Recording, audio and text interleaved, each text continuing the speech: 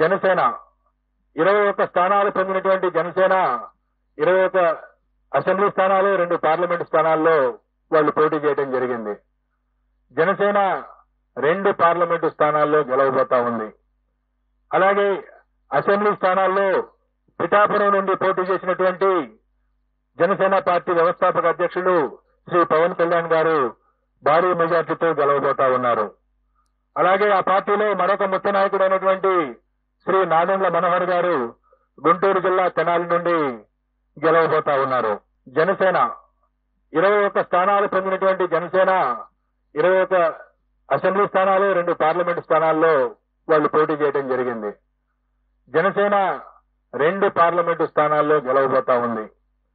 అలాగే అసెంబ్లీ స్థానాల్లో పిఠాపురం నుండి పోటీ చేసినటువంటి జనసేన పార్టీ వ్యవస్థాపక అధ్యక్షులు శ్రీ పవన్ కళ్యాణ్ గారు భారీ మెజార్టీతో గెలవబోతా ఉన్నారు.